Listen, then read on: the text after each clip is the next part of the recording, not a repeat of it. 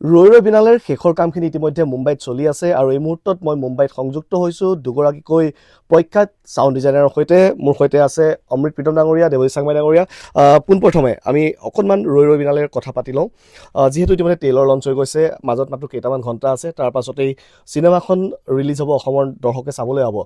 সেই ছবিখনৰ সৈতে আপোনালোক জড়িত হৈ আছিলে আৰু দৃশ্যসমূহৰ আচলতে যথেষ্ট শেহতীয়া যিটো ঘটনা ঘটি গ'ল জুবিন গাৰ্গৰ সৈতে যথেষ্ট সামঞ্জস্যত দৰ্শকে দেখিবলৈ পাইছে। গতিকে সমগ্ৰ চিনেমাখনৰ বিষয়ে কি ক'ব? চিনেমাখন একচুৱেলি চিনেমাখনৰ বিষয়ে ক'বলৈ গ'লে মইতো কাহিনীটো ৰিভিল কৰিব নোৱাৰোঁ, কিন্তু আপোনালোকে ট্ৰেইলাৰ যিটো দেখিছে আৰু ট্ৰেইলাৰ যিখিনি ডাইলগ দেখিছে, গতিকে মানুহে বহুতে বুজি পাইছে অলপ কেনেকুৱা ধৰণৰ। কিন্তু ইণ্টাৰেষ্টিংভাৱে কথাটো হ'ল কি যে চিনেমাখন জুবিন দাৰ শেষ যিটো পৰিস্থিতি সেইটোতো আমি সকলোৱে জানো, চিনেমাখনৰ লগত বহুত মিল আছে তাৰমানে। আৰু চিনেমাখনৰ শেষৰ ফালে সাগৰৰ লগতেই গোটেই চিনবিলাক আছে। তো সাগৰৰ লগত কেনেকৈ কি হয় সেইবিলাক মই এতিয়া ক'ব নাযাওঁ, কিন্তু জুবিন দাৰ জীৱনৰ শেষ পৰিস্থিতিত যেনেকুৱা ধৰণৰ ঘটনাবিলাক ঘটিলে চিনেমাখনত মানে সাংঘাতিকভাৱে মিলি গৈছে। তাৰমানে সাগৰখন সাঁতুৰিব বিচাৰে বা সাগৰখনত ভাল পায়, সাগৰ চাবলৈ খুব মন কৰে, সেই তেনেকুৱা ধৰণৰ ডাইলগ কিছুমান আছে। চ' ৰাইজে যেতিয়া চিনেমাখন চাবলৈ আহিব, তো ৰাইজে নিশ্চিতভাৱে জুবিন দাক আকৌ ওচৰৰ পৰা পুনৰ জন্ম হোৱাৰ নিচিনাকৈ দেখা পাব জুবিন দাক। আৰু জুবিন দাই যিমানখিনি চিনেমা কৰিলে আজিলৈকে, অভিনয়ৰ ক্ষেত্ৰতে হওক, মইতো জুবিন দাৰ সংগীতৰ ওপৰততো ক'বলৈ নকওঁ বাৰু, কিন্তু জুবিন দাৰ নিজৰ চিনেমাৰ এইখনত বা বেলেগতো যিমান অভিনয় কৰিলে, মই ভাবোঁ যে জুবিন দাৰ এইখন চিনেমা জুবিন দাৰ এক্টিঙৰ দৃষ্টিকোণৰ পৰা জুবিন দাৰ সৰ্বশ্ৰেষ্ঠ প্ৰদৰ্শন। খুব সুন্দৰ অভিনয় কৰিছে, অন্ধ হৈছে সেইটো সকলোৱে গম পাইছে এতিয়া।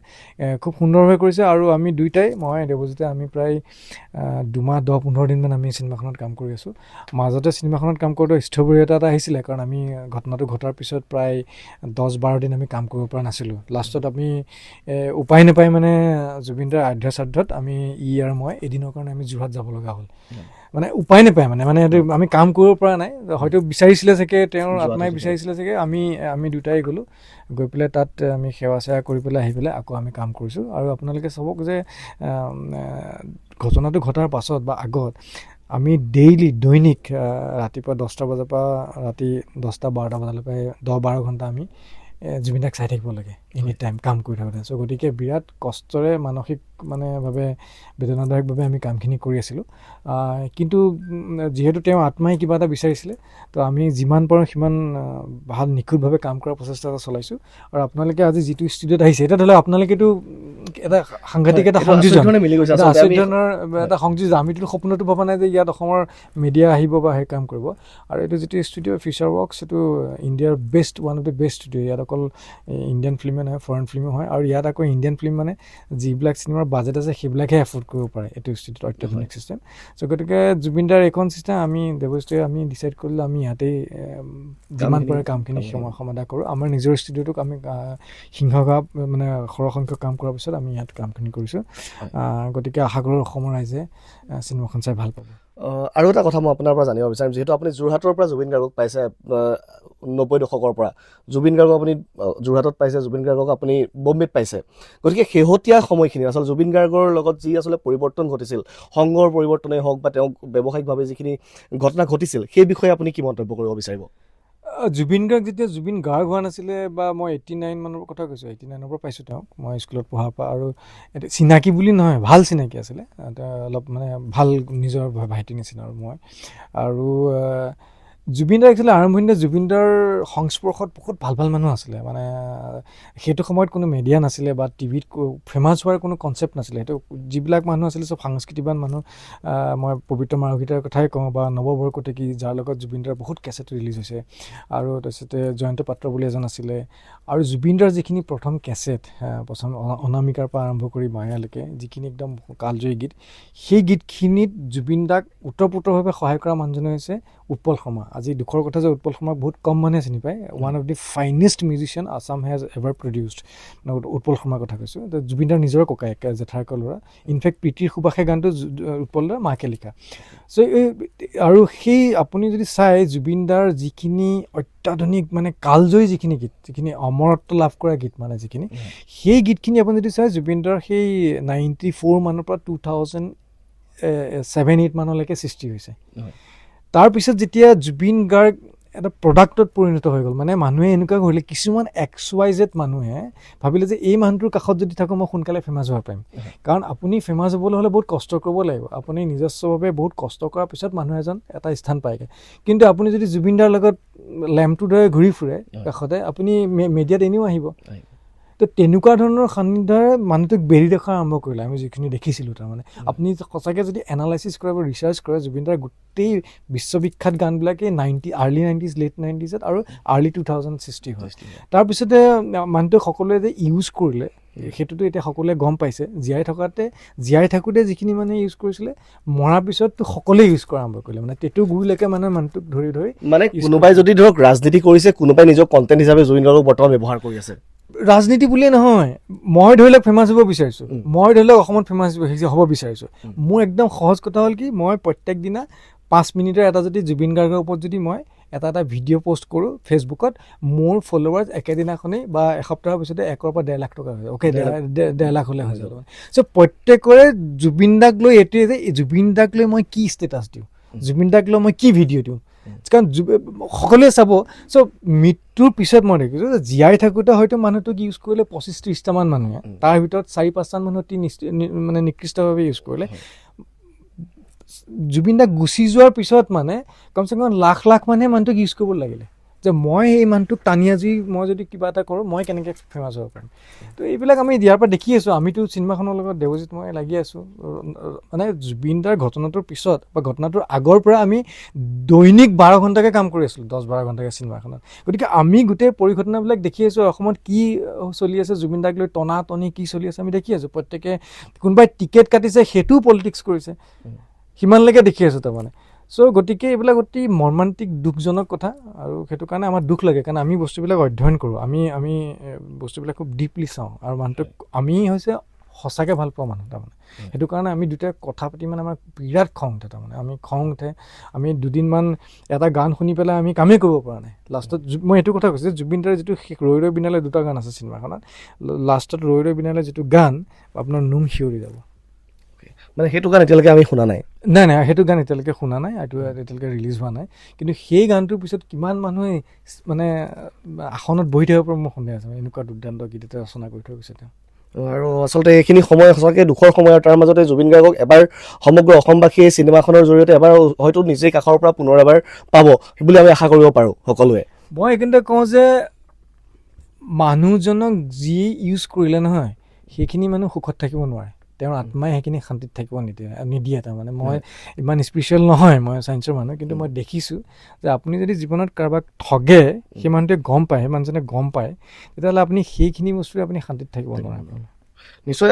আমাৰ সৈতে দেৱজিৎ দা আছে। জুবিন গাৰ্গৰ সৈতে আপুনিও যথেষ্ট সময়ত সংলগ্ন হৈ আছিল, বিভিন্ন কাম আপোনালোকে একেলগে কৰিছে। জুবিন গাৰ্গ আপুনি আচলতে কেনেদৰে, কি দৃষ্টিভংগী আজি ক'ব জুবিন গাৰ্গক ডেছক্ৰাইব কৰিব বিচাৰিব? মই চাওক, জুবিন গাৰ্গক ডেছক্ৰাইব কৰিব পৰা মোৰ একচুৱেলি কেপাচিটি নাই, আৰু মই সেইটো মানে সকলোৱে জানেই। মোৰ কথাটো যে মই কেৰিয়াৰৰ প্ৰথম ছবি যেতিয়া মই 2006 চনত ইণ্ডিভিজুৱেল, সেইখন ছবি পিয়াৰ কে ছাইড এফেক্ট বুলি এখন ছবি আছিলে, তাত জুবিন দাই কণ্ঠ নিগৰাইছিলে। সেইটো সময়ত মানে মই জুবিন দাৰ গানটো মোৰ ষ্টুডিঅ'ত যেতিয়া বাজিছিলে, সেইটো এটা মোৰ নিজৰ খুব গৌৰৱৰ মানে মুহূৰ্ত এটা আছিলে। সেই গানটো মই যেতিয়া মিক্স কৰি থাকোঁ, সেই গানটো মই লুপ কৰি থৈ দিওঁ। মই এইটো কাৰণে লুপ কৰি থওঁ যাতে ইয়াত যদি কোনোবা নন আছামিজ এটা আহে, তেতিয়া যাতে সোধে যে এই গানটো কোনে গাইছে, তেতিয়া যাতে মই একদম বুকুখন ফুলাই ক'ব পাৰোঁ যে জুবিন দাই গাইছে, জুবিন গাৰ্গ। সেই তেতিয়াৰ পৰা আৰম্ভ কৰা। মই তাৰপিছত জুবিন দাই কণ্ঠ নিগৰোৱা মই ঢেৰ 9-10খনমান হিন্দী ছবিত মই কাম কৰিলোঁ। কৰি এইখন শেষ ছবি বুলিতো সপোনতো ভবা নাছিলোঁ। এইখন ছবিত আচলতে তেওঁৰ লগত খুব ক্ল'জলি কাম কৰাৰ এটা সুযোগ আছিলে, এবাৰ আছিলেও প্লেন। কিন্তু দুৰ্ভাগ্যজনকভাৱে এইটো সপোন হৈ থাকি গ'ল, এইখনেই শেষ হৈ গ'লগৈ। বাকী জুবিনদাৰ এইটো যে আমি সান্নিধ্য, এইটো এটা মানে কি কওঁ, মই নিজকে খুব ভাগ্যৱান বুলি ভাবিছোঁ আমি, যে তেখেতৰ যিটো শেষ